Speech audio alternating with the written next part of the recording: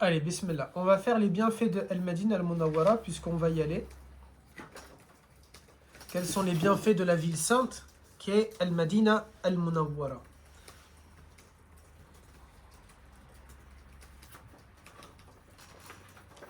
Al-Madina, mes garçons, elle arrive au bout d'une chaîne de montagnes qui fait 2000 km et qui démarre du Yémen jusqu'à la Jordanie. Plutôt, elle ne sait pas au bout, mais elle se trouve au pied de cette chaîne de montagnes qui démarre du Yémen et qui remonte jusqu'en Jordanie et qui s'appelle les montagnes de Sarawat. Al-Madina al-Munawwara est située à cet endroit-là. Pour comprendre, Al-Madina, elle a été devenue sacrée rapidement sans faire le cours de Sira parce qu'il est disponible sur YouTube. Mais le prophète, salam, il vit à Mecca, il vit des années très difficiles à Mecca. Il y a eu le boycott au bout de... En l'an 7, ça fait 7 ans qu'il fait da'wa, 3 ans de manière secrète, ensuite 4 ans de manière publique, mais dans les 4 ans de manière publique, 3 ans en étant caché dans Dar al-Arqam, dans une maison secrète. Pendant 1 an maintenant, c'est public et on sait où se trouve le prophète sallallahu alayhi wa sallam constamment et l'endroit où il se rassemble. C'était très difficile. À partir de là, les Qurayshites vont décider de boycotter la famille du prophète, le clan des Banu Hashim, contre la volonté, c'est de dire à son clan, à sa tribu, au Banu Hashim, donnez-nous Muhammad, on l'assassine et on vous donne un homme de chacune des tribus, comme ça le sang aura été payé. Un œil pour un œil, œil pour œil, dent pour dent, ok? Ils étaient de cette manière-là. On veut tuer Muhammad, on est prêt à ça. Et pour ça, khalas, on va tirer au sort l'un d'entre nous, on vous le donne, tuez-le et on est quitte. Et la guerre, elle est finie. Ok, c'était ça leur objectif. Quraysh, c'est donc plein de tribus, ok, des dizaines de grandes tribus constituées entre 100 et 500 membres à l'intérieur de ces familles-là. Ils décident, toutes les tribus, sauf quelques-unes mais minoritaires, de exclure tout le clan des Banu Hashim, incluant à l'intérieur musulmans et non musulmans. Le seul membre des Banu Hashim qui ne va pas faire partie de cette exclusion, c'est Abu Lahab, l'oncle paternel du prophète, l'un des oncles paternels du prophète. Pourquoi? Parce que quand le prophète, 7 ans plus tôt, il avait appelé sa famille, et quand on va se retrouver sur le mont As-Safa, mes garçons, vous allez voir quand on va être sur Safa, rappelez-vous de cette image-là, parce que j'aurai peut-être pas l'occasion de le redire, quand vous allez être sur le mont Safa, on voit la Kaaba juste en face, ok? On est sur la petite montagne et on voit la Kaaba juste en face. Je vous assure, c'est magnifique parce qu'on a un peu le mirage du soleil comme il fait très chaud. Et du coup, on a l'impression qu'il y a une espèce de petit, très léger, euh, comme un petit brouillard entre toi et la Kaaba. Un truc de poussière, quelque chose comme ça. Et toi, tu es sur Safa. Derrière toi, maintenant, c'est un bâtiment. Safa, ok, c'est à l'intérieur d'un bâtiment.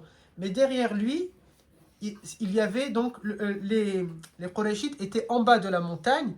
Là, vous allez voir la Kaaba et les gens en train de tourner. Il y avait les Qurayshites, il y avait plutôt la famille du prophète, les Banu Hashim. Tout cet espace-là. Et le prophète était en haut de Safa et il va dire: ô mon peuple, ya ayyuha qawmi, si je vous dis que derrière moi, et c'est le seul qui est sur Safa, quand on va y aller, vous allez voir tous les gens sur Safa. Mais lui, il était le seul. Et il dit: ya ayyuha qawmi, ô mon peuple, si je vous dis que derrière moi, il y a toute une armée qui vient avec tout ce qu'ils ont comme force pour venir vous tuer, est-ce que vous allez me croire? Et ils lui disent tous: Anta sadiqul amin, tu es l'homme véridique, tu es le plus honnête de Quraysh. Bien sûr que l'on va te croire. Là, à ce moment-là, c'est lorsque Allah Ta'ala va dire à son prophète: Wa abshir ashirataqal al-aqrabin. Allah Ta'ala va d'abord demander à son prophète: fais da'wa uniquement à tes proches, uniquement à ton peuple le plus proche. Et il leur dit ça, et ensuite ils lui disent tous: tu es Al-Amin, tu es Al-Amin, Al-Amin. Et ensuite il leur dit: il n'y a pas d'armée derrière, mais je suis venu vous annoncer, Fa'ana Rasulullah. Quand vous êtes sur Safa, mes garçons, vous êtes à l'endroit exact où le prophète a déclaré publiquement: Ana Rasulullah, je suis le messager de Dieu. Et c'est là, en bas de cette montagne-là, quand vous allez voir les gens en train de tourner, qu'il y avait Abu Lahab qui se tient et qui lui dit: Kadhabta, tu es un menteur. Et là, qu'est-ce que Allah Ta'ala va faire? Allah Ta'ala révèle: Tabbat yada Abi Lahabin wa tab. Ma aghna anhu maluhu wa ma kasab. Sayasla narun dhata lahab. وَامْرَأَتُهُ حَمَّالَةَ الْحَطَبِ فِي جِيدِهَا حَبْلٌ مِّن مَّسَدٍ. Allah Ta'ala vient de condamner à l'enfer Abu Lahab et sa femme. Pourquoi? Parce que elle était la porteuse de bois qui a jeté des choses sur le dos du prophète sallallahu alayhi wa sallam. Ok? Les premiers versets d'abord, et après il y a eu le reste de la sourate quand sa femme elle a fait ça. Donc quand on se trouve à cet endroit-là, on est dans un endroit qui est assez important. Pourquoi je suis arrivé à ça alors qu'on était parti de Al-Madina qui se trouve à ce pied-là? C'est pas grave. Pourquoi c'est sacré? Oui, pourquoi c'est sacré? Voilà, c'est ça, merci. Le prophète a donc appelé les Mécois encore et encore. Ils n'ont pas voulu l'écouter. Ils l'ont boycotté pendant 3 ans. Même les Banu Hashim qui ne sont pas musulmans, à leur tête, leur chef, Abu Talib, l'oncle du prophète, un autre oncle qui n'est pas musulman, ils ne vont jamais donner, ils ne vont jamais vendre le prophète, alayhi salatu salam, ils ne vont jamais l'abandonner. Après ça, ça a causé la mort de Sayyida Khadija radiallahu anha, ça a causé le décès de Abu Talib 3 jours plus tard, et ensuite, le traité va être mis fin, ils vont re-rentrer dans la Kaaba, et c'est là, tout ça mes garçons, il faut aller voir les cours de sira parce que j'ai pas le temps de les détailler. Il y avait un traité qui était accroché à l'intérieur de la Kaaba, et il ne va rester que Bismikallahum, au nom de Dieu, ok, au nom du Seigneur. Et à ce moment-là, le traité va prendre fin. Mais là, le prophète, il sait, sallallahu alayhi wa sallam, que ça reste quand même quelque chose de difficile. C'est ce qu'on appelle Amal Huzn, l'année de la tristesse. Il faut trouver une solution. Alors le prophète, il commence à faire da'wa, à appeler, à chaque fois qu'il y a le Hajj, il y a toutes les tribus d'Arabie qui viennent pour adorer leur Dieu, et le prophète en profite pour leur faire da'wa. Il fait da'wa aux gros groupes et aux petits groupes. Année après année, personne ne veut l'écouter. Jusqu'à un moment donné, il va décider de partir dans une ville qui s'appelle Taïf, ok? Certaines agences, elles amènent les gens là-bas. Moi, on va pas partir parce que c'est un peu loin. Il n'y a rien en soi, à part une maison dans laquelle le prophète s'est réfugié. C'est la seule chose qu'il y a. Mais sinon, il n'y a pas grand-chose à voir à Taïf. Et en plus de ça, subhanallah, les gens de Taïf, la descendance de Taïf, ils sont durs. Ce sont des gens qui sont, subhanallah, comme leurs ancêtres. Qu'est-ce que fait le prophète? Il va aller leur faire da'wa et ils vont envoyer leurs enfants jeter des pierres sur le prophète et ils vont faire saigner le prophète. Et on a l'endroit, après le prophète, il va se cacher dans une maison pendant 1 semaine à 10 jours dans cette maison. Et c'est un petit esclave, qui va l'accueillir. Il est jeune, un jeune garçon. Et cet esclave, il aura de la peine pour le prophète et son compagnon qui l'accompagnait. Il a vu comme ça, il est blessé. Il a voulu donner à boire et à manger au prophète. Et avant de boire, le prophète va dire Bismillah. Et cet homme, cet enfant qui va devenir un compagnon qui s'appelle Addas, il va lui dire qu'est-ce que tu as dit? Et le prophète va dire j'ai dit Bismillah. Et il lui dit mais comme mon prophète, il dit aussi Bismillah, mon prophète. Et le prophète lui dit tu viens de où? Et Addas il lui dit je viens de Nivrin. Et le prophète, il lui dit, mais tu es le fils, le descendant, parce que ce prophète-là, il était il y a des milliers d'années avant le prophète. Et il lui dit, Fa'anta akhu Yunus, tu es le frère de mon frère Yunus. Et il lui dit, tu connais Yunus? Lui, c'est son prophète. Il dit, La ilaha illallah wa Yunus Rasulullah. Depuis maintenant des milliers d'années, ils disent de cette manière-là. Et il lui dit, Hada akhi, c'est mon frère. Wa ana wa Yunus Nabiyullah, moi et mon frère Yunus, nous sommes des envoyés de Dieu. Et là, Addas, il n'a jamais entendu quelqu'un dire Bismillah. Il n'a jamais entendu quelqu'un dire La ilaha illallah. Il n'a jamais entendu quelqu'un reconnaître que Yunus est un messager de Dieu. Il embrasse les mains et les pieds et la tête du prophète et il lui dit Fa'annaka Rasulullah. Toi aussi, alors tu es le messager de Dieu. Et il devient Addas, un compagnon. Et on a cette maison-là, elle existe jusqu'à maintenant, la maison de Addas, c'est devenu une petite mosquée, Majid Addas. Ils l'ont appelée la mosquée de Addas, ok? Il était à cet endroit-là. Taïf, ils ont rejeté le prophète. Le prophète va par contre trouver 6 jeunes à Makka qui viennent faire le pèlerinage en adorant leur Dieu, leur statue. Et le prophète leur fait da'wa, il les trouve 6 comme ça, posés. Et il commence à leur parler de la ilaha illallah. Et ils vont aimer le discours du prophète. Et ils vont attester qu'il est le messager et ils vont fermer la fenêtre. Et à ce moment-là, qu'est-ce qui va se passer? C'est que tout simplement, ils vont dire est-ce que tu peux nous envoyer quelqu'un qui va nous enseigner l'islam? Nabi alayhi salam, il leur envoie un compagnon et il va partir à Médine, il s'installe à Al-Madina. Et l'année d'après, pendant la période encore du Hajj, alors que tous les Médinois vont sortir en passant, vous voyez, par les miqat, etc., ils vont porter leur dieu, astaghfirullah, leur statue. Il y a, à ce moment-là, ils sont maintenant 13 musulmans. 12 ou 13, j'ai oublié, je crois 12. 12 musulmans. Les 6 et 6 convertis maintenant. Les 6 étaient aussi des convertis, mais ça fait maintenant 1 an. Ça y est, c'est des anciens, ok? Et maintenant 6 nouveaux musulmans. Ils vont arriver, ils n'ont jamais déclaré qu'ils sont musulmans. Ils ont caché ça. Et ils font semblant qu'ils vont venir pour le pèlerinage, ok? Tout simplement.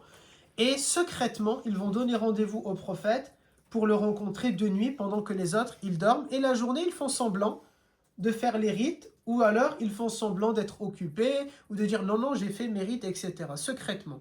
Le prophète, ils vont faire al-bay'a au prophète, ils vont lui prendre la main, lui jurer fidélité, déclarer leur islam, parce que pendant 1 an, qu'est-ce qu'ils sont? Ils ne sont pas des compagnons, ils sont quoi? Des tabi'in, les élèves des compagnons, parce qu'ils n'ont toujours pas rencontré le prophète, ok? Mais maintenant, ils viennent de rencontrer le prophète, ils deviennent des compagnons, et donc leur rang, il y a une promotion spirituelle ici. Vous voyez, ils viennent d'augmenter en grade, ils deviennent les meilleurs hommes que la terre ait portés. Et ensuite, ils retournent chez eux. Après rentrer à Al-Madine, Al-Munawwara, encore avec le même compagnon qui est leur prof maintenant, ok? C'est le responsable de la da'wa du prophète, là-bas. Il va ouvrir une mosquée, et ils vont même faire le Jumu'ah là-bas, ils vont faire 2 Jumu'ah même là-bas, alors même que le Jumu'ah n'est pas encore obligatoire pour les musulmans à Mecca, parce qu'ils vivent dans un état qui leur interdit de faire le Jumu'ah. Et on va partir dans cet endroit-là, dans sa maison, à ce compagnon, dans laquelle il y a sa maison maintenant, elle vient d'être détruite. La 3e Umrah où je suis parti, elle vient d'être détruite, mais on voit encore les vestiges. Quand on arrive, soit ça a été détruit et vous voyez au moins l'emplacement symbolique, mais j'ai entendu dire que c'est détruit pour construire une petite mosquée. Si c'est ça, c'est bien, ok? J'espère que ce n'est pas un complexe immobilier ou quoi que ce soit qu'ils vont faire, sauf si on se lance dans l'immobilier là-bas, pourquoi pas. Et ensuite, oui. En soi, c'est pas mieux de garder l'ancienne maison. Va leur dire à eux. En soi, c'est pas mieux. Tu parles à quelqu'un qui croit comme toi. Ben oui, c'est pas mieux. Ben oui. Ben va leur expliquer ça. Parle-leur et après débrouille-toi pour rester là-bas. Et laisse, il va faire ça. Comme ça, depuis la prison, toutes les prières, elles valent 100 000. Tu n'avais pas pensé à ça. La technique, elle est pas mal, non? Si tu restes vivant, parce que là-bas, il y a la peine de mort. Il y a une prison à Médine? Non, là-bas, c'est la peine de mort à chaque fois. Il n'y a pas de justice, alors imaginez. Donc, là, ils partent, maintenant, ils sont 12. Et l'année d'après, ils reviennent, et maintenant, ils sont 73 à venir. Et c'est là, on est maintenant en l'an en l'an 13 de la révélation. Ça fait 13 ans qu'il y a l'islam, ok? Ça fait 13 ans qu'il y a l'islam, et ça fait 10 ans que l'islam est public. Pendant 3 ans, c'était caché. Que là, ils sont 73, et c'est là où ils vont faire le 2e serment de la Aqaba, ok, la deuxième bay'a. Ils sont 73, hommes et femmes compris, ok, au total, et ils vont lui jurer fidélité. Et c'est là que, quand ils vont lui donner rendez-vous, le prophète va venir avec son oncle. Tout ça, vous l'avez dans le cours de Sira. J'ai bien détaillé la nuit, comment ça s'est passé. J'ai même raconté qu'il y a Shaitan qui a parlé, qui a crié pour réveiller Quraysh. Et le prophète a dit, ça c'est le shaitan de cet endroit-là et il s'appelle comment? Hop, tout ça maintenant, j'espère vous avoir donné un bon teaser. Allez regarder l'épisode, il s'appelle le 2e serment d'Al-Aqaba. Ok? Le 2e serment d'allégeance, le 2e serment d'Al-Aqaba. Et suite à cela, c'est là où il va y avoir, le lendemain, le prophète dit aux compagnons, tout le monde peut partir à Al-Madina. Et c'est parce que ces 6 jeunes-là, au départ, ils ont accepté l'islam, que le prophète va pouvoir rentrer à Médine et que c'est ça qui va donner la sacralité à cette ville-là, mes garçons. Si Taïf avait accepté le prophète, alors on visiterait Taïf et on ne visiterait pas Al-Madina. Et le prophète serait enterré à Taïf et non pas Al-Madina. À même Mecca, qu'ils ont ou pas accepté le prophète, c'était sacré dès le premier jour. Vous voyez? Dès la création des cieux et de la terre, Mecca a été décrété comme étant sacré. Mais Al-Madina est devenu sacré parce qu'ils ont accepté le prophète sallallahu alayhi wa sallam. Al-Madina aussi, elle est située dans une zone volcanique, ce qui fait qu'elle était parfois protégée naturellement par les volcans. Et elle avait dans son arrière beaucoup de forteresses qui appartenaient à des tribus juives, à Khaybar. Et elle avait à sa droite et à sa gauche des terres volcaniques, les roches volcaniques, ce qui fait qu'on ne peut pas marcher avec des chevaux ou des montures. Et il y avait simplement sa face avant qui va être frontale et ouverte. Et ça, il faut le retenir. Et derrière, avec les forteresses, c'était l'endroit où il y avait les maisons les plus compactées. Ok ? Et ça, il faut le retenir. Pourquoi ? Parce que quand on va visiter le complexe des 7 mosquées, là où il y a eu une bataille, la bataille de la tranchée Al-Khandar, c'est là où on va comprendre pourquoi on appelait ça la bataille de la tranchée, car c'est le seul endroit où on a construit une tranchée, creusé une tranchée pour protéger Médine. Parce que naturellement, elle est protégée par les volcans à droite et à gauche, et derrière, c'est très compact les maisons, et en plus de ça, il y a des forteresses de la tribu juive qui étaient alliées du prophète à Khaybar.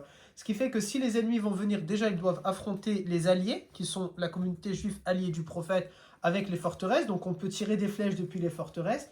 Et si malgré ça ils arrivent à faire tomber les forteresses ou bien que les alliés abandonnent le prophète, qu'est-ce qui va se passer? Le fait que les maisons sont très compactes, alors on peut passer d'une maison vite à l'autre et on peut tirer aussi des flèches. Ça me fait penser à une histoire où le prophète il va demander aux compagnons de monter à l'étage des maisons pour tirer aux hommes, pour tirer les flèches ou d'aller sur le front. Et les femmes, elles se sont cachées, c'est chez l'une de nos mères, Safiya radiallahu anha. Et il y a un compagnon du prophète, il était un peu peureux. Alors il s'est déguisé en femme, il s'est retrouvé au milieu des femmes dans la maison. Et Safiya, quand elle le guérit, elle l'a bien sûr jeté avec un bâton pour lui dire qu'est-ce que tu fais ici, ok? Mais lui, c'est parce qu'il avait peur. Quand on l'a dit au prophète, il rigole. Et il était connu, le prophète va lui dire, reste faire des poèmes. C'était un poète. Comme quoi les artistes, même à l'époque, ils ne sont pas très... les bobos de l'époque, vous voyez? Ça, c'était un compagnon. Le prophète, il a rigolé et il lui a dit, pourquoi tu as fait ça? Il dit, Ya Rasulallah, mais j'ai pensé faire des poèmes pour remonter, par exemple, le moral, vous voyez? Et les protéger si jamais ils vont rentrer les hommes, il faut un homme avec eux. Mais Safia, bien sûr, elle a vu ça, elle l'a repéré et elle l'a jeté dehors avec la force qu'il fallait. Mais ce n'était pas là le sujet. Ensuite, Al-Madina, voilà pourquoi elle est devenue, mes garçons, importante. Quoi d'autre que l'on peut dire sur Al-Madina? Le prophète a dit, alayhi salatu salam, quand ils ont quitté Makkah, les compagnons qui ont quitté Makkah, ils sont tous tombés malades. Malades parce que le climat à Médine est particulier. Et subhanallah, beaucoup de pèlerins, quand on arrive à Médine, on tombe malade aussi. Subhanallah, c'est compliqué de tomber malade à Médine. Pourquoi? Parce qu'après, on enchaîne avec Makkah. Et donc, c'est un peu compliqué. J'espère pour vous que vous n'allez pas tomber trop malade. Les gens, ils disent c'est la clim. C'est pas, subhanallah, que la clim. C'est, subhanallah, on tombe malade parce que c'est un climat qui est particulier, le climat de Médine. Parfois, certains tombent malades, d'autres, alhamdulillah. Tous les compagnons, eux, sont tombés malades. Tous. À tel point que certains ont commencé presque à mourir. Ils étaient tombés dans l'agonie. C'était une vraie maladie qu'ils ont eue. Ils n'arrivent pas à se lever, ils sont totalement alités, certains ils ont perdu leurs cheveux, ils ont maigri, ils n'arrivent pas à s'alimenter. C'est pas quelque chose comme ça de petit. C'était une vraie maladie qui les a touchés. Et quand le prophète a vu ça, il a été peiné, alors il est sorti et il a fait dua, il a fait une prière et il a demandé aux compagnons d'essayer de prendre des forces et de sortir. Et il a fait dua en disant, Ya Allah, fais que nous allons aimer Al-Madina, fait que Al-Madina soit une raha pour mes compagnons, fait qu'elle soit une raha pour nous, et que nous allons aimer Al-Madina. Le prophète a pensé peut-être aussi qu'ils sont malades, parce que c'est la tristesse, ça nous manque Makkah, alors on est tombé malade. Et donc il va dire qu'elle soit, Ya Allah, qu'elle nous soit aussi chère que Makkah, ou Ashad, ou bien plus encore. Et elle est devenue plus encore pour le cœur du prophète et pour les compagnons, parce qu'ils trouvaient une véritable raha, une véritable quiétude quand il arrivait à Al-Madina al-Munawwara. Les récompenses, elles sont multipliées, donc ça fait partie bien sûr de ses bienfaits, jusqu'à 1000, nous disent certains érudits. Et donc imaginez, pendant Ramadan, c'est 1000 fois 700. Makkah, c'est 100 000 fois 700. Et ainsi de suite, et ainsi de suite. Parmi ces bienfaits, c'est que quand on est à Al-Madina, on est dans une ville Je vous l'ai souvent dit, en Arabie, ils ont détruit l'ensemble des sites historiques qu'il y avait à Makka, mais ils ont laissé presque intacts pour certains des lieux à Médine. Et donc ça nous permet, c'est un véritable bienfait, parce qu'on croit dans l'islam que tout ce que le prophète a touché et que je touche, tout lieu où le prophète s'est tenu et où je me tiens, tout endroit où le prophète a prié et où je prie, il y a des karamat, il y a des bienfaits que je peux essayer d'obtenir. Et donc, il y a pour moi une opportunité de pouvoir le multiplier quand je me trouve à Al-Madine Al-Munawwara, que je peux peut-être pas accomplir quand je me trouve à Makkah. Ok? Ça aussi, c'est un bienfait. Oui. Du coup, les bonnes actions, elles sont aussi multipliées par 1000. Elles sont multipliées par 1000. Aïwa. Le prophète, il dit aussi, Al-Madina est un sanctuaire de cet endroit à cela. Yani, il va montrer, ok, de tel endroit à cela. Ces arbres ne doivent pas être coupés et aucune hérésie ne devrait être innovée et aucun péché ne devrait y être commis. Hérésie, c'est-à-dire aucun acte qui n'est pas halal, aucune invention dans l'islam ne doit être commise à Al-Madina. On n'a pas une hérésie, c'est ça. On ne peut pas inventer quelque chose de la religion quand on est à Médine. Même ailleurs, bien sûr, mais encore pire là-bas. Il dit aussi, et quiconque y innove une hérésie ou commet des péchés, alors il encourra la malédiction d'Allah, des anges et de tout le peuple de l'islam. Yani toute personne qui va faire un acte comme ça, grave à Al-Madina, alors toute la Ummah, elle va le détester. Toute la Ummah, elle ne va pas l'aimer. Et subhanallah, c'est peut-être pour ça qu'ils ont plus préservé Al-Madina par rapport à Makkah. Peut-être par crainte de ce genre de choses et de ce genre de hadith. Quand on voit ce hadith-là, mes garçons, quand le Nabi il nous dit aucun acte haram ne devrait y être commis, c'est important parce qu'il ne dit pas quelqu'un qui fait des péchés ne doit pas aller à Al-Madina. Il n'a pas dit ça. Il dit ne faites pas des péchés à Al-Madina. Voilà pourquoi, mes garçons, attention, surtout maintenant pour vous, quand vous allez y aller proche, ne tombez pas dans votre nafs qui va vous dire au shaitan, non, tu ne dois pas y aller, tu dois avoir le regret, abandonne, n'y va pas, subhanallah. Ceux qui sont tombés, peut-être que certains, notamment un d'entre vous qui n'est plus parmi nous, qui a abandonné et qui n'a pas voulu y aller, ou d'autres peut-être qui se sont interdits à cause des péchés, pas pour la minorité, ne t'inquiète pas, Ayou, mais qui ont dû se dire, ou Anas, mais qui ont dû se dire c'est plutôt par rapport au péché, ils font une grave erreur. Parce que Nabi alayhi salam ne nous a pas dit n'y allez pas si vous commettez des péchés. Il a dit ne faites pas des péchés là-bas. Et donc ça veut dire chacun d'entre vous, quand vous faites des péchés, à minima, quand vous êtes là-bas, abstiens-toi de commettre des péchés. Et voilà une occasion supplémentaire de multiplier les umrah, de multiplier d'y aller là-bas. Pas que pour nous abstenir de faire des péchés, bien sûr pour la récompense de la umrah. Mais si j'y vais, j'avais calculé avec vous, en un an, j'aurais fait, je crois j'avais compté 16 plus 10, ça fait 26, plus 7, ça fait combien? 26, ça fait 33, plus 13, ça fait 36, 46. En un an, 46 jours sur place. Tant mieux. Ça veut dire que si je fais des péchés, au moins si je respecte ça, pendant 46 jours dans l'année, je ne vais pas faire. Plus qu'un mois. Un mois et demi, où alhamdulillah, tu t'abstiens. Si tu ajoutes Ramadan dans lequel généralement on s'abstient de faire les péchés, ça fait déjà 2 mois et demi où la personne elle va s'abstenir de faire al-haram. Voilà quelque chose qui peut te motiver de manière supplémentaire. Dis-moi mon gars. Comme les récompenses et les péchés sont multipliés par 1000, est-ce que ça se compense ou non?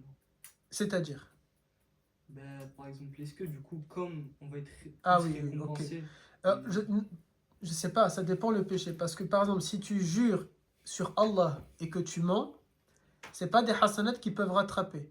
Pour rattraper, tu dois faire tauba. 2 rak'a, demander pardon, regretter et jeûner 3 jours. Après, tu dis astaghfirullah. Du coup, tu vois, ça dépend. Si tu tues, tu as beau faire plein de hasanat, ça ne compense pas. Il faut que celui que tu as tué, il dit je lui pardonne. Du coup, ça dépend. Ok? Qu'est-ce que j'étais en train de dire? Alors, vous devez donc pas vous dire je fais al-haram, je ne vais pas partir. Tu dois te dire khalas, je fais le haram, je vais tout faire pour arrêter mes harams le plus possible avant de partir. Et ensuite, quand je suis sur place, dans tous les cas, de manière catégorique, je ne fais pas le haram. De manière stricte, je ne fais pas le haram. Et c'est ça aussi, c'est bien que vous y allez en groupe, mes garçons. Parce que si tu es seul dans ta chambre, si tu as des penchants pour faire le haram, peut-être dans ta chambre, tu vas être tenté de faire le haram. Imaginez, Nabi, il est à 500 mètres de toi et tu vas faire le haram. Imaginez, tu es à 500 mètres du prophète, tu ne te lèves pas pour faire fajr.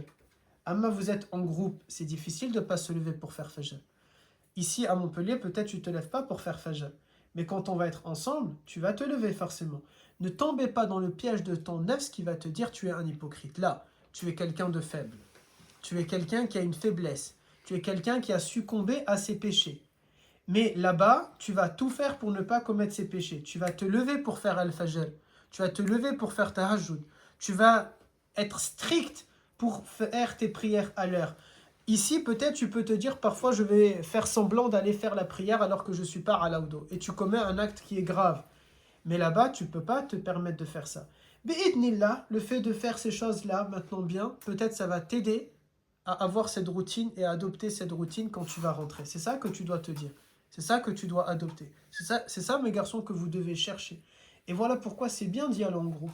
Parce que peut-être quelqu'un, il va aller, je dis n'importe quoi, Rachid, il est tout seul, et il va partir là-bas tout seul, bah, peut-être il ne va pas se réveiller pour faire fajr. Parce qu'il n'y a personne dans sa chambre. Et tout simplement, qui va le réveiller?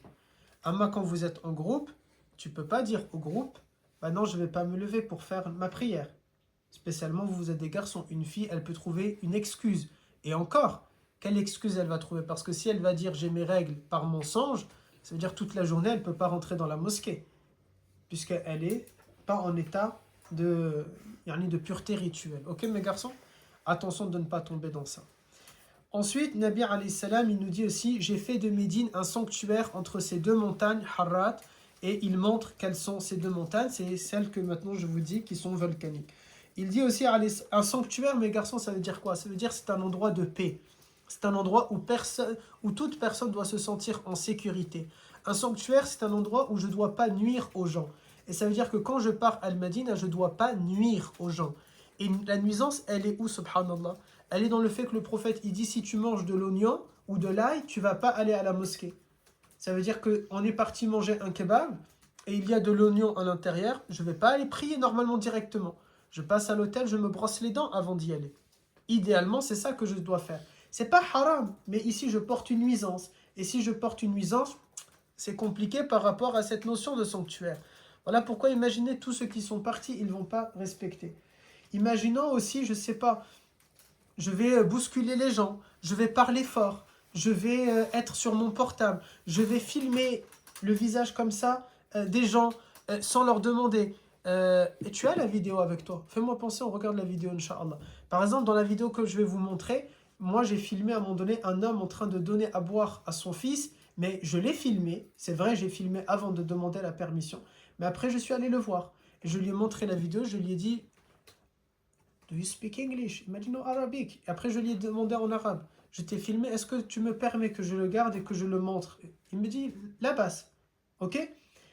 Bon, j'ai filmé l'endroit, il y a plein de gens, j'ai pas zoomé sur eux, ça va, la basse, ok? Mais là, moi, vous allez voir dans la vidéo, j'ai zoomé sur la personne, ok? On peut voir son petit charme avec son poil poivre, etc. Vous voyez? La classe, je vous spoil, il donne de l'eau, il se met, il boit de la bonne manière comme la sunna, il y a son fils à côté, après il va donner à son fils, je ne sais pas si on voit quand il donne à son fils, mais j'ai trouvé ça vraiment joli. Donc je ne dois pas nuire aux gens, c'est ça la notion d'être un sanctuaire. Il dit aussi, sallallahu alayhi wa sallam, on m'a ordonné de migrer vers une ville qui va rayonner d'autres villes et qui s'appelle Yathrib, c'est-à-dire Al-Madina, car c'était son véritable nom, elle s'appelait Yathrib.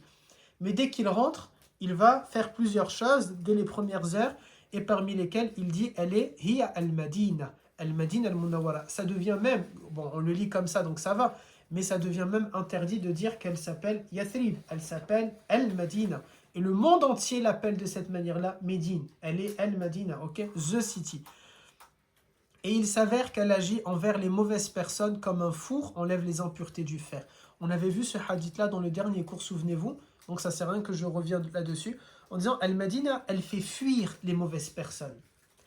Al-Madina, mes garçons, elle fait fuir les mauvaises personnes. Celui qui est mauvais, il veut vite partir de Al-Madina. Il ne veut pas rester à l'intérieur d'Al-Madina al-Munawwara. Amma quelqu'un qui est bien, il va trouver une certaine quiétude au sein d'Al-Madina et Alhamdulillah. Bien sûr, on est content le jour de partir parce qu'on va faire notre Umrah, mais on doit être un peu... c'est pas, quand je dis elle fait fuir, c'est Quelqu'un, il se sent mal, il se sent pas bien. Et subhanallah, wallah, il y a des gens ainsi. Donc il va rester à l'hôtel où il ne rentre pas dans la mosquée. Il veut faire que le reste, mais il se sent pas bien dans le sanctuaire. C'est subhanallah, ok? Si ça vous arrive, alors tu vas lutter contre ton nafs et contre toi-même, et c'est bien. Ça veut dire que tu dois combattre et encore plus demander à Allah Ta'ala de te faciliter, encore plus demander à Allah Ta'ala de rester dans le droit chemin, encore plus demander à Allah Ta'ala de te maintenir dans la ilaha illallah, encore plus corriger tes péchés, encore plus corriger ton cœur, encore plus faire un jihad al-nafs, etc., etc., encore plus que les autres. Je dis encore plus parce que n'importe lequel d'entre nous, moi et vous, on doit le faire dans tous les cas. Corriger nos péchés, corriger nos lacunes, corriger notre cœur, corriger nos maladies, combattre notre nafs. Mais si je me sens de cette manière-là, alors khalas, c'est pas simplement un combat, je dois déclarer une guerre mondiale contre toutes ces choses-là qui sont en train de me consumer à l'intérieur. Je dois mettre le paquet, ok? Je dois mettre le paquet à l'intérieur de moi-même. Et aussi, mes garçons, aussi, surtout, elle ne veut pas dire que quand je vais à Al-Madina Al-Munawwara, ça veut dire que Allah Ta'ala m'a aimé. Certains, ils ont dit cela, n'est-ce pas? Ils ont dit, j'ai été invité. Je vous ai déjà dit, oui, nous avons tous été invités par Allah. Mais qu'est-ce que je vais faire de cette invitation? Et j'ai donné lundi dans un cours de sira, j'ai dit, devrait même se poser une question. Certains d'entre nous, ils sont invités, et d'autres, je préfère utiliser le terme de ils ont été convoqués par Allah Ta'ala. De manière à ce qu'il va y avoir un châtiment qui va tomber sur eux. Parce que c'est une vraie punition. Un péché que je fais là, il vaut un péché. Mais Allah Ta'ala m'a emmené jusque là-bas, et mes penchants, mes pulsions ont fait que je les ai commis là-bas. Ça a été un véritable châtiment pour moi. Parce que ça veut dire Allah Ta'ala m'a emmené jusqu'à un endroit, parce qu'il est juste. Il ne va pas, Azza wa Jal, décider à Montpellier, pour toi ça vaut 1000. Allah Ta'ala est juste. Alors il t'a emmené jusqu'à l'endroit où quand tu l'as fait parce que tu as cédé à ton nafs et à tes penchants, eh bien ça valait 1000 ou ça valait 100 000. Et ça c'est un vrai adab, c'est une vraie punition à ce moment-là. Un véritable châtiment que Allah Ta'ala a fait. Chaque personne devrait se poser cette question-là. Est-ce que quand je suis parti, si j'ai commis des péchés, ça ne veut pas dire n'y retournez pas, mais ça veut dire que vous avez un grand travail sur votre cœur à faire.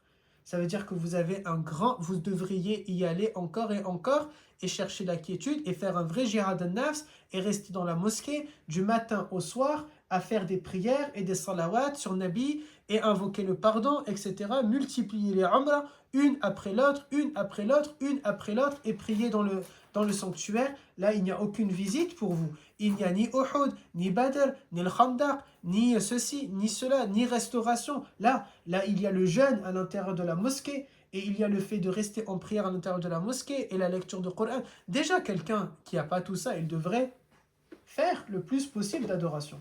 Mais si jamais vous commettez des péchés en étant même dans un endroit où il n'y a pas Shaitan qui vient vous perturber, c'est que vous avez besoin d'un grand travail, mes garçons, sur votre cœur. Vous avez besoin d'un grand travail sur vos adorations. Vous avez besoin d'une vraie réforme. Et alhamdulillah, c'est peut-être aussi un petit rappel pour toi de te dire, subhanallah, si ici tu as besoin de ça, attention, qu'est-ce que tu crois que tu as besoin quand tu es en France et à Montpellier? Tu vas avoir besoin de bien plus que ça, de beaucoup plus que ça. Ok mes garçons? Okay. Dis-moi mon grand.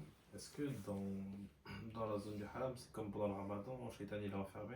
C'est pas qu'il est enfermé, mais c'est que tu es dans un lieu sacré, dans lequel il y a beaucoup d'anges. C'est pas qu'il n'est pas présent, il peut être présent, mais tu es dans un lieu béni, dans lequel les invocations probablement sont exaucées, dans lequel il y a des milliers et des milliers d'anges qui viennent eux aussi rendre visite au prophète alayhi salatu salam, dans lequel il y a des saints, dans lequel des martyrs sont enterrés, certains à côté, dans lequel le corps du prophète est intact. C'est le sanctuaire même de Makkah, Shaitan ne peut pas s'y approcher. En tout cas, c'est pas qu'il ne peut pas s'y approcher, parce qu'en soi, il y avait des Abu Jahal et tout ça, ils ont fait tawaf, ils ont touché la Kaaba. Tu es en sécurité normalement. Dieu nous dit, Man dakhalahu kana amina. Celui qui va y entrer, il est en sécurité, c'est-à-dire en sécurité même de Shaitan. Il ne peut pas te nuire à cet endroit-là. Et donc, si tu cèdes à tes penchants et tout ça, c'est que tu as besoin, oui, d'un grand travail sur toi-même. Ok, mes garçons? Alhamdulillah. Vous comprenez aussi pourquoi vous avez besoin de beaucoup de umrah. Vous avez, masha'Allah, les muscles. Vous avez besoin de beaucoup de umrah. Vous avez besoin... Non, c'est vrai, mashallah, je ne savais pas que tu avais des biceps comme ça. Vas-y, resserre, mashallah. Mashallah, mashallah. Du coup, on ne le voyait pas à la caméra, c'est dommage. Vous avez besoin de faire encore, parce que vous devez avoir ça. Mes garçons, ne croyez pas quand on va partir là-bas, on va pas être comme des gens. Hein. Vous allez pas, ça va pas être 2 heures ou 3 heures pour manger. Ça va pas être 8 heures de sommeil. Ça ne va pas être les centres commerciaux. Ça ne va pas être, parce que malheureusement, il y a des gens qui partent avec ça. Il y a des gens, j'ai vu dans des agences, le programme c'est journée shopping. Journée shopping, comment c'est possible? Elle est où? Alors, Wallah, j'ai juré. Vous allez trouver journée shopping et vous n'allez pas trouver journée ibada dans la mosquée. Vous n'allez pas le trouver ça. Mais il y a la journée shopping. Vous ne pouvez pas faire de cette manière-là. Attention que vous allez croire, vous allez partir et ça va être un repos. Vous partez dans quelques jours. Ça veut dire que vous devez absolument vous former le plus possible. Vous devez, petit à petit, celui qui dort 8 heures, ça sera bien pour lui que dès ce soir, son réveil, il ne le met pas dans 8 heures, mais il le met dans 7h45. Et dans 3 jours, il le met dans 7h30. Et dans 20 jours, il le met dans 7h15. Parce que si tu crois que lundi, tu dormais 8 heures, et mardi, tu vas dormir, la première nuit, vous allez la dormir 4 heures, hein, mes garçons, dans l'avion. C'est très, vous allez avoir un bon... En plus de ça, vous allez dormir 4 heures, et en plus de ça, vous avez 2 heures de décalage horaire. Vous chopez 2 heures de décalage. Donc, quand vous allez vous réveiller, vous dormiez, vous étiez en train de dormir à 23 heures, et vous vous levez, par exemple, mathalan, je dis n'importe quoi, à 7 heures du matin, et bien maintenant, il va être 1 heure du matin, quand vous allez quand vous allez dormir. Et vous n'allez pas vous réveiller à 8 heures comme d'habitude, vous allez vous réveiller à 4 heures du matin. Donc ça va être un bon petit choc. Celui d'entre vous qui ne fait pas ces 5 prières, mes garçons, il devrait reprendre ces 5 prières dès maintenant. Et celui qui fait ces 5 prières ou qui a repris ces 5 prières, il devrait commencer à faire quelques prières sunnah. Avant de dormir, il fait 2, 4, 6 raka'a. Et il commence petit à petit parce que sinon, la fatigue, elle va venir dans les raka'a que vous allez faire plus que dans la umrah. Parce que nous allons pas... Mes garçons, j'espère que vous le savez, vous partez pour essayer d'obtenir le pardon d'Allah Ta'ala. Vous partez dans un endroit qui est spirituel. On va ni au Japon, ni en vacances à Barcelone, ni, je sais pas, dans un parc d'attractions. On part de manière à être, par contre, attiré, attracté, j'allais dire, attiré tout simplement, ok, pour qu'il y ait une attraction vers, mais l'autre type d'attraction, vers la ilaha illallah, vers votre religion. Vous allez adorer, adorer, adorer. Et même quand on va aller visiter des lieux, quand on va se trouver sur Uhud, c'est pour se rappeler que cette montagne a tremblé en dessous des pieds de compagnons qui avaient soit un poids comme Abu Bakr, ou bien ceux qui ont désobéi au prophète. Lorsque vous allez partir à Al-Khandaq, c'est pour faire Salat al-Duha dans les 5 lieux, parce que c'est 7 mosquées, mais ils en ont supprimé 2. Et donc on va faire la prière dans chaque lieu, et Duha, ça veut dire que vous allez faire 4 raka'a, 4 raka'a, 4 raka'a, 4 raka'a, ou à minima 2 raka'a dans les 5 endroits. Vous allez faire 10 raka'a ce matin-là, sans compter les 12 de tahajjud le matin, sans compter Fajr, sans compter Sunnat al-Fajr, sans compter l'adoration entre Fajr et Shuruq. Chaque jour, entre Fajr et le lever du soleil, vous allez adorer Allah Ta'ala. Vous allez réciter Coran. Chaque jour, vous allez lire Yassine. Dans quelques jours, je vais commencer à vous donner votre wird, le programme d'adoration que vous allez faire, de sorte que vous commencez à vous habituer. Prenez l'habitude de lire Yassine. Si vous n'avez pas l'habitude de lire Yassine, vous allez mettre 2 heures la première fois peut-être, 1 heure la première fois peut-être. Vous avez l'habitude de lire Yassine, à ce moment-là, ça va descendre. Ça va descendre à 40 minutes, 35 minutes, 30 minutes, 20 minutes. Parce que normalement, Yassine, je suis désolé, c'est 15 minutes. Ok, 15 minutes en le lisant avec un magnifique tajwid. Ça veut dire que sans le lire avec un magnifique tajwid, vous allez le lire en 10 minutes. Et donc, il faut vous habituer à tout ça, mes garçons. Habituez-vous à faire le dhikr. Habituez-vous à faire l'istighfar, à demander pardon. Habituez-vous à passer un temps ou de moins en moins sur ton écran. Parce que quand on va passer la journée, tu ne vas pas être collé à Twitter, à Instagram, à TikTok, à Snapchat, etc. Tu dois apprendre à te déconnecter le plus possible. Apprenez à faire dua, à parler à Allah Ta'ala, à l'invoquer, à lui demander à Azza wa Jal. Parce que qu'est-ce que tu vas faire sur le mont Safa? Qu'est-ce que tu vas faire sur le mont Marwa? Qu'est-ce que tu vas faire autour de la Kaaba? Qu'est-ce que tu vas faire quand tu vas être en train d'avoir les moments où il va falloir faire al-dhikr, où il va falloir faire les invocations, si tu ne sais pas quoi dire et que tu tournes en rond? Et donc vous devez, mes garçons, vous préparer le plus possible à tout ça. Vous partez dans un voyage spirituel. Et c'est ça qui fait la différence entre nous et beaucoup de personnes, mes garçons. C'est ça, exactement ça qui fait la différence. Vous n'avez pas payé simplement pour partir en voyage. Wallahi, non. Vous avez investi pour vous rapprocher de Dieu. Vous avez mis un effort financier pour vous rapprocher d'Allah Ta'ala.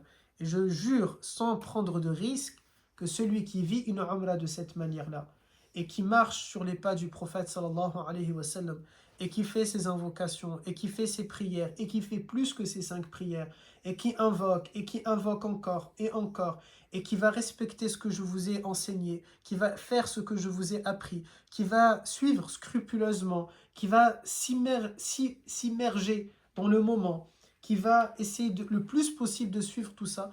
Mais là, mes garçons, normalement, il n'y a aucune raison que tu n'as pas ressenti quelque chose. Purifiez votre intention. N'y allez pas pour que les gens soient fiers de vous. N'y allez pas pour que les gens disent Masha'Allah c'est un hajj, Masha'Allah c'est un mu'tamir, Masha'Allah il est ceci. Non, allez-y pour la bonne intention. Invoquez encore, purifiez-vous, demandez à Dieu de protéger cette intention bonne que vous avez. Et bi'idnillah, mes garçons, bi'idnillah, normalement, pour moi, c'est pas pour moi, je dis pas pour moi. Religieusement parlant, l'un des signes, ça ne veut pas dire que c'est sûr à 100%, ok?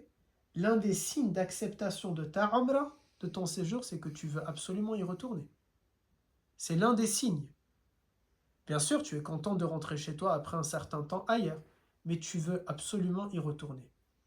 Mais ça ne veut pas dire que vous l'avez pas, parce que ce signe, cette chose-là, elle peut se réveiller dans quelques jours, quelques semaines, quelques mois, c'est possible, ok? N'allez pas faire semblant de « oui, je veux ». Juste parce que tu as honte. Là, c'est pas de cette manière-là. Mais pour toi-même, ok? C'est pas que ça. Ça veut pas dire que tu l'as pas. Allah Ta'ala ne t'a pas accepté ta umrah. Ça veut pas dire que tu l'as. Allah Ta'ala a accepté ta umrah. Pas du tout. On reprend. Le prophète aussi, il dit, plutôt Abu Huraira, il dit, j'ai entendu le prophète dire, le peuple quittera Médine malgré le meilleur état qu'il aura. Et personne, sauf les oiseaux sauvages et les bêtes de proie, n'y vivra. Le prophète, il dit à la fin des temps, malgré que Médine, c'est la meilleure des cités, les gens vont la quitter. Et d'ailleurs, Nabi, avant que je dise ce hadith, il dit Al-Madina khayrun lahum law kanu ya'lamun. Al-Madina est meilleur pour eux si seulement ils le savaient. Le prophète, c'est comme s'il nous incite de vivre à Al-Madina, mes garçons. Il dit Al-Madina khayrun lahum. Elle est meilleure pour eux. Walau kanu ya'lamun. Si seulement ils le comprenaient, si seulement ils savaient ça. Mais on a un visa qui nous permet d'y être que 90 jours maximum dans l'année. Imaginez ça aussi, mes garçons. Attention, Oustad, il ne veut pas vous mettre aucune pression. Mais imaginez si on a l'autorisation de vivre là, 90 jours, bien sûr, il y a des questions financières, il y a des responsabilités. Nous sommes français, nous avons notre vie ici, nos attaches ici. Ne faites pas dire ce que je n'ai pas dit. Mais imaginez, tu as la possibilité d'y être 90 jours et toi, tu es parti juste une semaine. Ok? Il y a une problématique ici. Bien sûr, on remet tout dans le contexte. Les finances de chacun, les responsabilités de chacun, les possibilités de chacun, les conditions physiques de chacun, etc., etc. Mais celui qui pourrait, et il est parti que quelques jours. Alors que Nabi a dit elle est meilleure pour eux si seulement ils le savaient. Vous comprenez pourquoi 46 jours maintenant? C'est pour ça. Après, je ne peux pas rester plus, sinon Anas il va dire qu'il faut baisser le prix de la licence, parce que vous n'êtes pas très régulier quand même. Vous n'êtes pas toujours là. Alors il faut faire, il faut faire. Mais Inch'Allah Ta'ala, si Dieu me le permet, j'aimerais bien battre un record année après année, bi'idnillah. J'aimerais bien. Ça sera joli. Après un jour, vous ne me voyez pas 3 mois, vous voyez. Mais promis, je ne le fais pas d'un coup. Je le fais petit à petit, Inch'Allah. Je sais qu'il y a déjà 3 Umrah la première année. L'année d'après. 4 la première année. En un an, 4. Celle avec vous, ça ne sera pas encore un an que j'aurais fait avant la première. Car la première, je l'ai fait en mars. Mars, ok. Donc, en soi, techniquement, c'est vrai que c'est un deuxième visa, mais techniquement, c'est en un an, 4. Et vous avez pour objectif de faire plus l'année prochaine? Ah ben, j'ai déjà programmé, il y a celle des familles, Inch'Allah, et j'aimerais bien, 2 avant les familles, j'aimerais bien, ça ferait 3. 2 avant les familles? J'aimerais bien. En comptant celle. Je la compte pas du coup. Du coup, 3 avant celle des familles. Non, celle-là, c'est pour la première année. J'aimerais bien, oui. Inch'Allah. Ceux qui voudront m'accompagner, vous viendrez, Inch'Allah. Mais moi, j'aimerais bien 2 avant les familles, j'aimerais bien. Ça ne veut pas dire partir 10 jours. Probablement, je pense que je les ferai comme là, la dernière, du lundi au vendredi, quelque chose comme ça, vous voyez. C'est rapide, mais ça me va. Je pense que c'est correct, Inch'Allah. Parce que bon, il ne faut pas abuser. Alhamdulillah. Alors, qu'est-ce qu'on est en train de dire? Il dit, le peuple quittera Médine malgré le meilleur état qu'il aura, et personne, sauf les oiseaux sauvages et les bêtes de proie, n'y vivra. Et les dernières personnes qui mourront seront 2 bergers de la tribu de Mouzaïna qui conduiront leurs moutons vers Médine, mais n'y trouveront personne, et quand ils atteindront la vallée de Thaniyat al-Wada', ils tomberont sur leur visage morts. Nabi alayhi salam, il nous dit quoi ici? Normalement, mes garçons, Al-Madine al-Munawwara, normalement, islamiquement parlant, c'est une zone qui est interdite aux non-musulmans. Et ce hadith, il est assez impressionnant parce que qu'est-ce qu'il nous dit? Qu'il y aura 2 bergers qui vont rentrer dans Al-Madina et tout le monde ne vivra plus dans Al-Madina, il n'y aura que des bêtes sauvages à l'intérieur. Et il y a 2 bergers qui, eux, sont donc vivants, ils se baladent dans la ville, ils la trouvent entièrement morte et ils vont trouver 2 hommes, les 2 derniers hommes que je vous avais envoyé les générations sur le groupe Snap, les 2 dernières personnes qui viennent, eux, de mourir, et donc ils sont encore là, intacts, leur corps est toujours là. Et ils sont morts à un endroit qui s'appelle Thaniyat al-Wada'. Et en comprenant ça, on sait, quand les compagnons questionnent le prophète, de quoi les gens sont morts, pourquoi les gens ont quitté Al-Madina. Car ça y est, c'est la fin des temps. Et Allah Ta'ala a envoyé un vent qui vient de Damas, qui vient du Sham, et qui a pris l'âme de tous les croyants sur terre et qui va faire le tour de la planète. Et voilà le globe. Il va démarrer, mes garçons, ici. Où est le Sham? Subhanallah. Oustad, si Oustad ne sait pas c'est où le Sham, ça craint. Ici. Et le vent, il va, bon, pas obligé comme ça, pas obligé d'abord, ok? C'est juste un exemple. Il va faire comme ça, mathalan, entièrement, et il va revenir à la fin pour arriver à Mecca et Al-Madina. À la fin. Et c'est là où il va prendre l'âme de l'ensemble des musulmans. Et les 2 bergers, donc, ils vont trouver encore 2 corps. Pour l'instant, le vent ne les a pas, ils sont morts, mais notre corps va s'en aller à nous les croyants. On ne sera plus du tout sur terre, ok? On va nous enlever parce qu'on peut, c'est la promesse d'Allah Ta'ala que les croyants ne vont pas subir le châtiment de la fin des temps, les grandes épreuves. Et puisqu'on ne va pas le subir, c'est-à-dire même notre corps ne va pas le subir, donc on va totalement s'enlever. Le hadith il est intéressant parce qu'on comprend qu'il y a 2 personnes qui ne sont pas croyantes, qui pourtant vont rentrer dans le Madina. On voit donc que viendra un temps, le prophète annonçait donc, viendra un temps où l'accès sera donné, y compris aux non-croyants. De son vivant à lui, pendant longtemps, les non-croyants aussi avaient le droit bien sûr de rentrer. Ils vivaient avec la communauté juive sans aucun problème, ok? Parce qu'ils vivaient, la communauté juive, il les a inclus, ok? C'était les Banu Qaynuqa, les Banu Quraïda, et je crois Banu Khuzaym, 3 tribus juives, ok? Qui sont des Médinois, il n'y a aucun problème, ils entrent, ils vivent, etc. Il n'y avait aucun souci. Après, avec le temps, l'accès avait été interdit, réservé, comme le royaume des témoins de Jéhovah, il n'y a que des témoins de Jéhovah qui peuvent y rentrer. Comme l'église de Salt Lake City dans l'Utah aux États-Unis, il n'y a que les Mormons qui ont le droit de rentrer. Comme une synagogue, il n'y a que des juifs qui ont le droit d'y rentrer. Allez, c'est exactement pareil, ok? C'est pas une question de discrimination ou quoi que ce soit, c'est exactement comme ces lieux-là. Alors, Nabi alayhi salam, voilà qu'est-ce qu'il nous dit. C'est quoi Thaniyat al-Wada'? Thaniyat al-Wada', mes garçons, c'était des endroits dans Médine, ce sont des endroits, des spots, ok, des lieux où on va accueillir le voyageur ou bien la famille de quelqu'un qui part en voyage, elle l'accompagne jusque là-bas. Yani comme la gare, mais c'est pas, il y a les chameaux là-bas. C'est un peu la limite de la ville. Imaginez ma plaque qui est ici, voilà, on le met même avec la vidéo. Et vous avez à Médine, Zut Thaniyat al-Wada', un au nord et un au sud. Au bout, yani c'est comme ça. Vous savez, comme une petite des pierres qui vont montrer, ok, etc.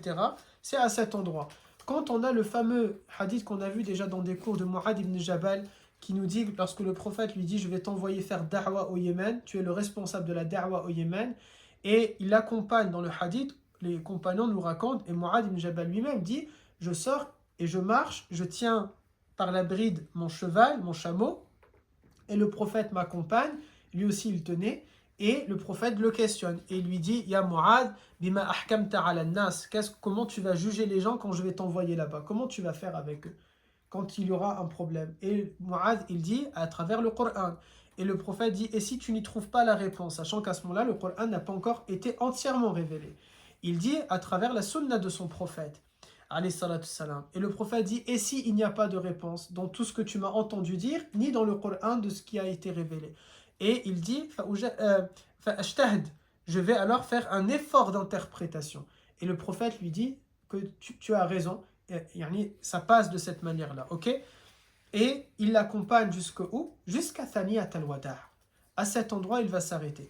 Il y a deux Thaniyat al-Wada'. Il y a un Thaniyat al-Wada'. Les deux, mes garçons, on va les voir. Les deux, on va aller à ces endroits-là. Et donc, dans l'un comme dans l'autre, dans les deux Thaniyat al-Wada', l'un, il est... c'est pourquoi on va y aller, parce que c'est à cet endroit-là que les compagnons ont chanté « Tala al-Badru alayna ». Mithaniyat al-Wada'. Vous voyez, Tala al-Badru, la chanson, elle dit ça. Elle dit « Tala al-Badru alayna, mithaniyat al-Wada'». C'est le soleil s'est levé sur nous, la lumière s'est levée sur nous depuis Watiyat al-Wada', depuis Thaniyat al-Wada', parce que il est arrivé de Thaniyat al-Wada'. Le prophète était arrivé par là. Puisque c'est les points de sortie de la ville, c'est également quoi? Les points d'entrée de la ville. Le prophète, il va arriver de Mecca, il arrive à Quba. À Quba, nous allons être dans l'endroit où il a construit sa première mosquée, dans l'endroit où il a vécu pendant une petite semaine, dans laquelle il a fait l'odo, dans laquelle, etc. Dans le chemin qu'il a utilisé pour aller jusqu'à Médine, jusqu'à arriver du coup à l'entrée officielle de la ville de Médine, à Thaniyat al-Wada'. À cet endroit-là, on va être dans cette rue-là que je vais pouvoir vous montrer, et on continue le chemin exact que le prophète même utilisait chaque samedi matin. Dans le hadith, il dit à Thaniyat al-Wada'. Où est-ce que c'est celui-ci que je vais vous emmener là où ils ont chanté Tala al-Badr, ou bien est-ce que c'est l'autre? Allahu a'lam. Je vais vous emmener dans les deux. Voilà Thaniyat al-Wada' où ils ont chanté Tala al-Badr, mais l'endroit où les deux personnes sont mortes, ou vont mourir, c'est Amma celui-là où je vais vous emmener, ou l'autre où je vais aussi vous emmener. Et ce qui est fou, c'est que certains, depuis leur chambre d'hôtel, ils ont une vue sur un des Thaniyat al-Wada', sur l'endroit où c'est fini pour nous. C'est quoi maintenant? Le deuxième, il n'y a rien. Le premier, il y a des maisons. Il y a des rues et des maisons. Ça veut dire, c'est dans ce quartier-là que les deux derniers musulmans vont mourir, si c'est ce Thaniyat al-Wada'. Et dans l'autre, c'est vide, il y a de la terre. Pour l'instant, peut-être ils vont construire un gratte-ciel.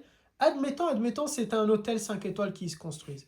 Ça veut dire que les deux derniers musulmans vont mourir probablement dans le hall de l'hôtel, puisque dans le hadith, ils vont le voir avec leurs moutons. Vous voyez? Logiquement, ça veut dire soit au pied de l'hôtel ou bien dans le hall de l'hôtel. Pas très envie de dormir dans cet hôtel. Mais dans tous les cas, on doit mourir. Puisque, je dis n'importe quoi, puisque si tu n'es pas mort dans cet hôtel, tu seras mort aussi dans l'autre hôtel de Médine, puisque le vent va arriver. Dis-moi. J'ai pas compris, c'est des endroits de... Entrée et sortie de la ville. C'était les endroits où on va pour accueillir les gens qui arrivent, les voyageurs, ou bien pour amener quelqu'un qui s'en va. C'est là où les compagnons à Médine, à Quba, ont attendu le prophète.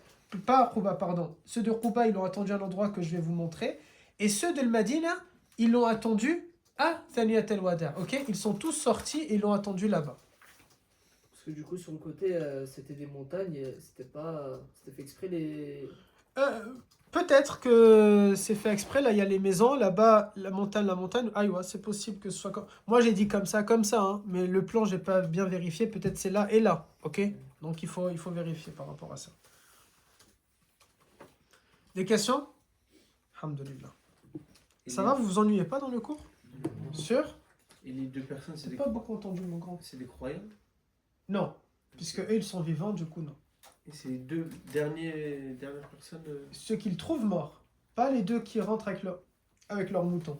C'est pour ça que j'ai dit dans le hadith, c'est comme si le prophète nous annonce, cette ville sera un jour fréquentée aussi par des non-musulmans qui vont y rentrer. Et d'ailleurs maintenant on le voit, hein, il y en a, hein, je suis tombé sur une vidéo sur Twitter, il montrait des personnes, c'était pas en short, pas de tenue légiférée, etc. etc. Dis-moi, il y a une question je crois quelque part. Yes. Vous avez dit dans le hadith, les deux personnes, ils vont voir leur visage mort. Oui, le hadith exactement, ils tomberont sur leur visage mort, c'est-à-dire ils vont arriver, et la première chose yani, qu'ils vont voir, c'est ce visage mort. Pourquoi le prophète il dit visage? Ça ne veut pas forcément dire qu'il voit que le visage, dans le sens, quand tu regardes quelqu'un, tu regardes son visage, c'est donc plutôt dans ce sens-là. Je pensais que c'était leur visage à eux mort. Non, ils tomberont sur leur visage à ces deux-là, ok? Ok. Tout simplement. Et les bergers là, c'est des musulmans du coup ou... Ah, c'est possible, tu sais, subhanallah, je suis en train de me dire, moi je ne l'ai pas compris comme ça, mais c'est possible ce que tu dis, que ce soit deux bergers musulmans et qui rentrent dans la ville et ensuite ils tombent comme ça, mais je ne l'ai pas compris comme ça. Mais je vais chercher est-ce qu'il y a cette version-là. Ça peut être un truc intéressant de cette manière-là. C'est possible, aïwa, c'est possible, que le vent les a pris par derrière et ils tombent sur leur visage mort. Aïwa, wallah, cette version-là, je la trouve même plus jolie, cette version-là. Parce que c'est plus rassurant. Je me demandais si c'est deux non-musulmans qui votent deux musulmans. Normalement, les musulmans, ils sont censés. Leur corps, il est censé. Oui, non, moi, dans l'autre version, les deux bergers ne sont pas musulmans. Dans l'une des versions, ils ne sont pas musulmans. Et ils rentrent et ils trouvent ces deux musulmans-là qui sont en train... Ils ont trouvé ces deux musulmans-là qui sont morts. Celle que Reda me dit, je vais chercher, je trouve ça plus rassurant. Pour nous-mêmes. Pour la préservation de cette ville qui est Al-Madin Al-Munawwara. Ok?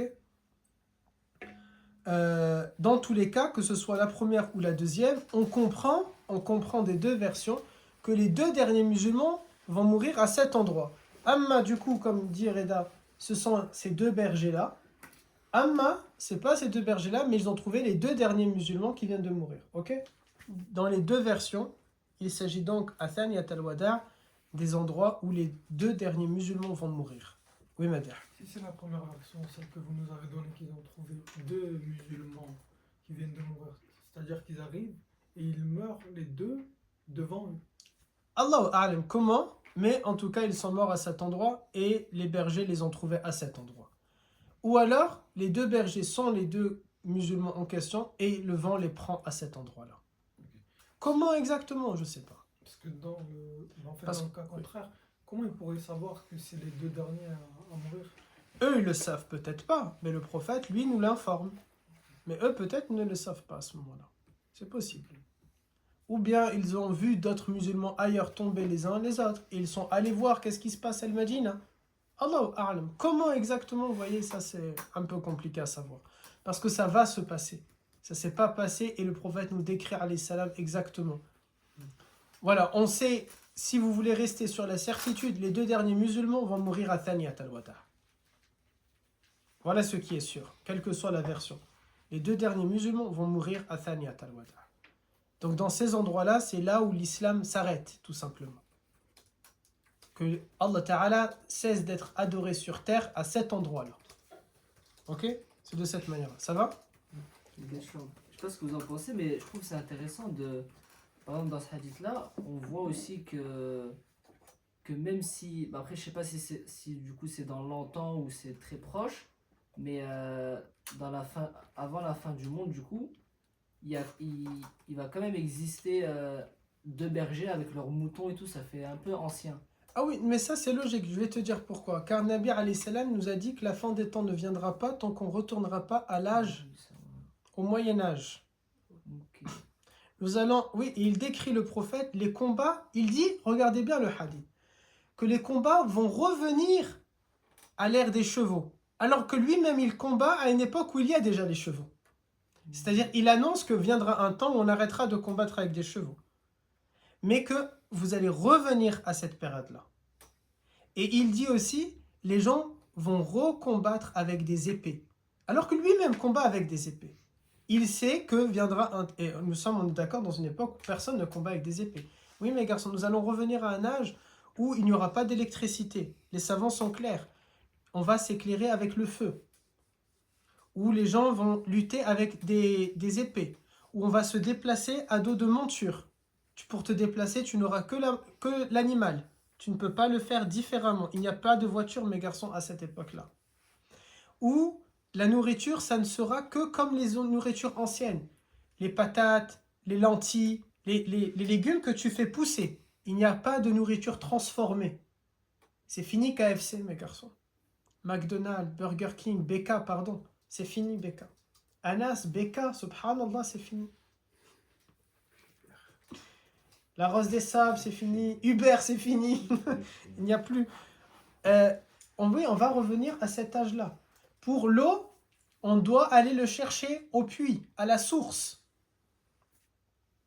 Et c'est à ce moment-là qu'il nous dit, c'est pas pourquoi, parce que 99% de l'humanité sera morte. Meaning, il va y avoir probablement la troisième guerre mondiale, on le sait, c'est des puissances nucléaires. Ils vont envoyer des bombes, des bombes, des bombes, des bombes. Les 1% les plus riches qui se seront cachés dans un bunker, ils vont sortir et ils seront vivants. Et vous et moi, c'est fini pour nous. Bon, moi personnellement, j'ai un bunker à Genève, mais après vous, je sais pas. Il peut accueillir 2 personnes. Je prends qui? Personne? Khalas. J'ai plus de vivres pour moi. C'est vrai, il n'y a personne qui a dit moi. Imaginez après, vous faites partie des 1% et parmi vous, vous êtes quelques musulmans. C'est joli, machin. Et ça va rester comme ça jusqu'à après. Il y aura, ça y est, le vent, les derniers musulmans, etc., etc. On sait si ça sera longtemps, si cette période elle va durer longtemps. On ne ssait pas parce que tu sais, le temps peut s'accélérer. Regardez, subhanallah, quand on a vu la verdure. En un an, la verdure, comment elle a fait? Ce sont des choses qui peuvent se passer trop vite. Vous tous, et moi aussi, on est d'accord, le temps il avance trop vite, mes garçons. Tu clignes des yeux, ça y est, c'est rapide.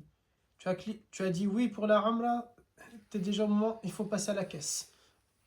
Même pas eu le temps de faire autre chose. C'est trop rapide. Alors, ensuite.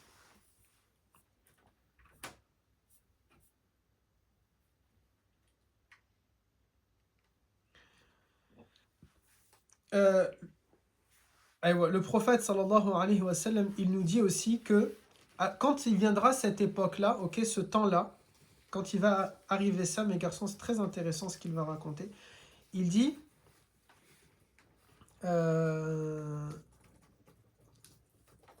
ne restera pas sur terre un seul homme, écoutez bien, il ne restera pas sur terre un seul homme ayant dans son cœur le poids d'un atome de bien ou de foi sans qu'il ne lui retire son âme.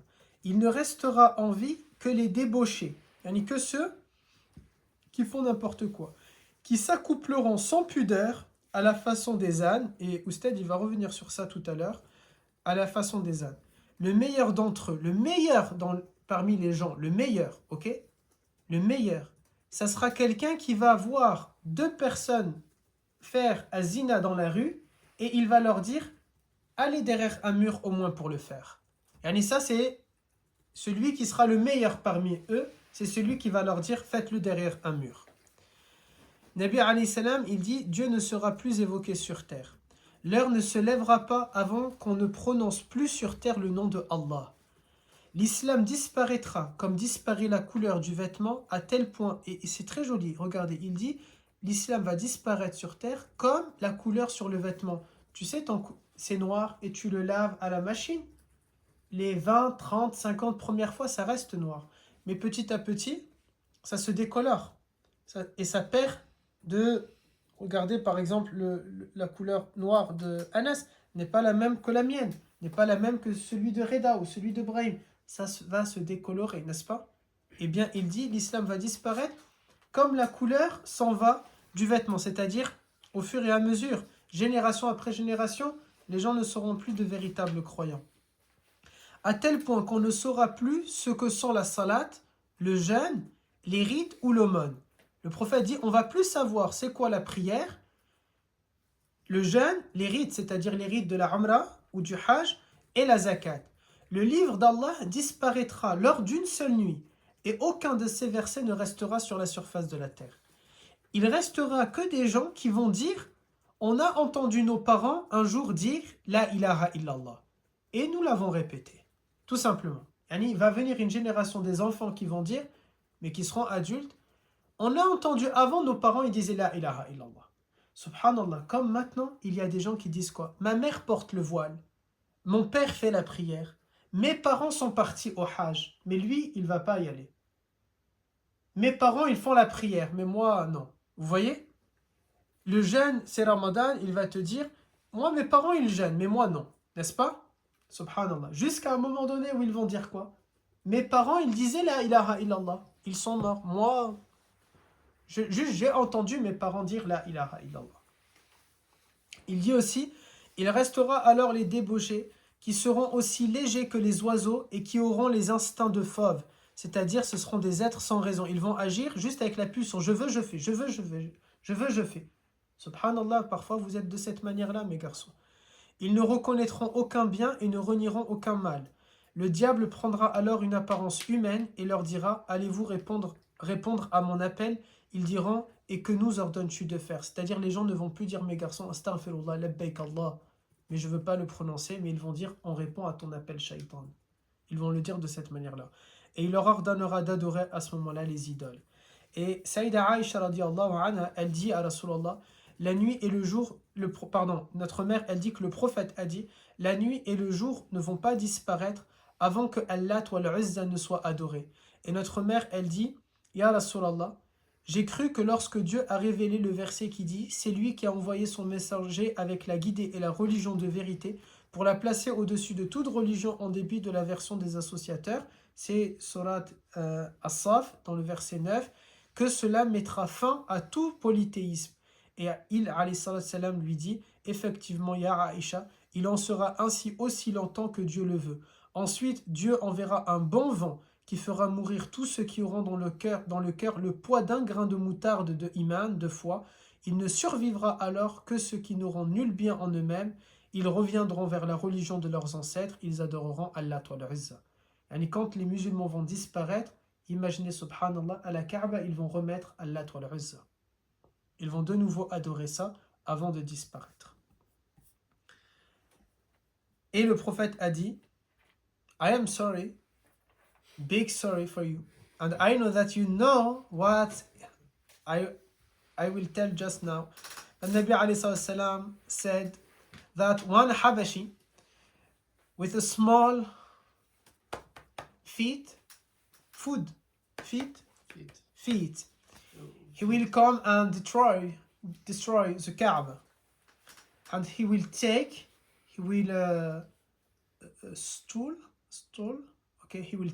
all the kiswa. Moi je le dis en français. Un abyssin aux petites jambes détruira la Kaaba, il lui dérobera ses parures, lui enlèvera son habit. C'est comme si je le voyais, il sera chauve, il la frappera à l'aide de sa pioche et de sa pelle. Pourquoi? Rappelez-vous, plus aucune technologie ne va exister à la fin des temps, mes garçons. Pioche et pelle. Mais ce 1% de population qui va rester, ils ont grandi avec les technologies, non? Non, tout va être... Oui, mais tout sera détruit, ils ne pourront plus l'utiliser. Tu sais, subhanallah, juste là maintenant, mon grand, imaginez l'Iran vient de bombarder hier soir des bases militaires occidentales au Pakistan. Ce qui peut déclencher à tout moment les puissances occidentales qui peuvent décider d'attaquer l'Iran qui elle-même a la bombe nucléaire. Et l'Iran, en faisant ça au Pakistan, le Pakistan a dit qu'elle ne va pas rester sans réagir, parce que c'est son sol qui a été frappé. Le Pakistan qui a l'arme nucléaire. Si l'Iran envoie une bombe nucléaire en Iran, le missile il s'en va comme ça. Vite, les Iraniens, qu'est-ce qu'ils vont faire? Ils vont le voir qu'il va tomber, hop, ils appuient eux aussi sur le bouton, et voilà, 2 bombes nucléaires qui viennent de s'envoyer. En faisant ça, qu'est-ce qui va se passer, mes garçons? C'est que les répercussions, le cratère, les secousses, elles vont toucher l'Inde, qui elle-même a des centrales nucléaires. Ça va faire une réaction en chaîne, c'est-à-dire que vous avez des centrales nucléaires en Inde qui vont exploser les unes après les autres, qui vont provoquer à ce moment-là des tsunamis, des séismes, et qui vont aller fragiliser Fukushima qui n'est pas si loin que ça, et de nouveau vous avez une autre éruption nucléaire qui va se provoquer. Et puis vous avez les alliés. Vous avez les alliés de tel ou tel pays qui ne vont pas décider de croiser les bras.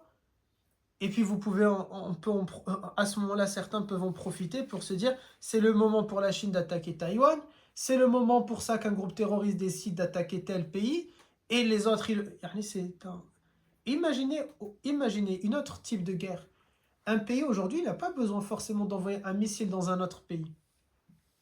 Il va envoyer un missile dans un satellite et hop, Internet est coupé.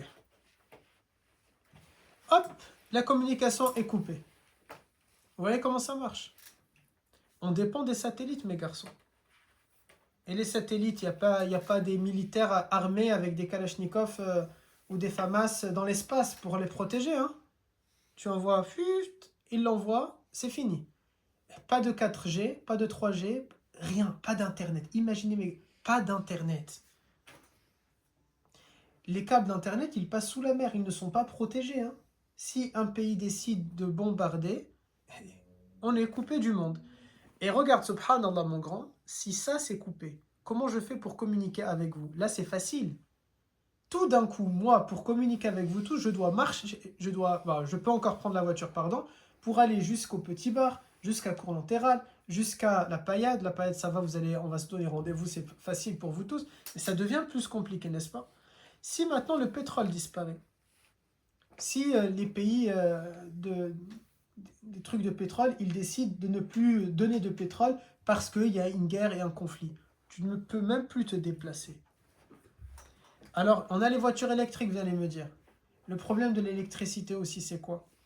En France, on dépend des centrales nucléaires. Avec le réchauffement climatique, l'eau, elle descend. Puisque l'eau, elle descend, on a de plus en plus de mal à refroidir les réacteurs. Et donc, peut-être qu'un tôt ou tard, on n'aura plus d'électricité. Imaginez une vie sans électricité. Là, mes garçons, voilà, c'est des choses. Voilà comment on retourne à l'époque du Moyen-Âge. Subhanallah, quand on entend parler, vous savez, quand on voit, quand il y avait la guerre entre l'Ukraine et la Russie, les Russes, malgré que c'est une superpuissance, ils n'ont pas assez d'armes. Ils doivent l'acheter à la Corée du Nord, aux Iraniens, aux Turcs, etc. Vous avez à côté l'Ukraine qui n'a pas assez d'armes, elle doit l'acheter au monde entier. Et vous avez des spécialistes en France qui nous ont dit si la France, ça fait vraiment peur, parce que moi je me dis toujours, alhamdoulilah, on est bien protégé ici.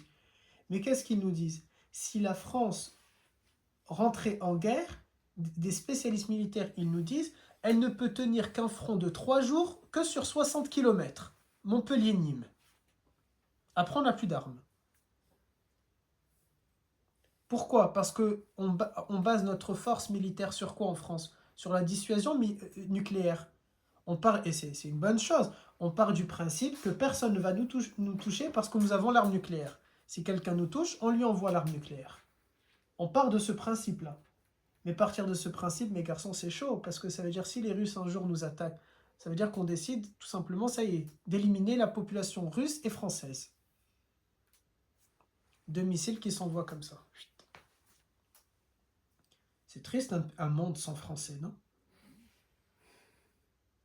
Moi j'ai quelques idées où ils pourraient, les Russes, l'envoyer, mais pas ici quand même. Non? Je sais pas.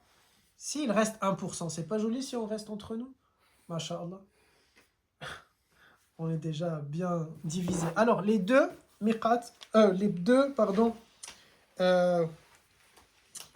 Thaniyat al-Wada'. Un, il est comme ça, un, il est comme ça. Lui, c'est celui qu'on voit depuis l'hôtel. Si vous aurez la chambre de ce côté-là, Ayoub, ne t'attend pas une belle chambre. Ayoub, toujours, il me demande est-ce qu'on a une belle vue. On ne choisit pas, malheureusement. Et ça, c'est le deuxième. Bon, ça n'existait pas à l'époque du prophète. C'est des choses anciennes. C'est de l'architecture ancienne. C'est juste pour symbolique, ok? Et puis voilà. Avez-vous des questions sur ça? Non? Alors, on peut arrêter sur ça.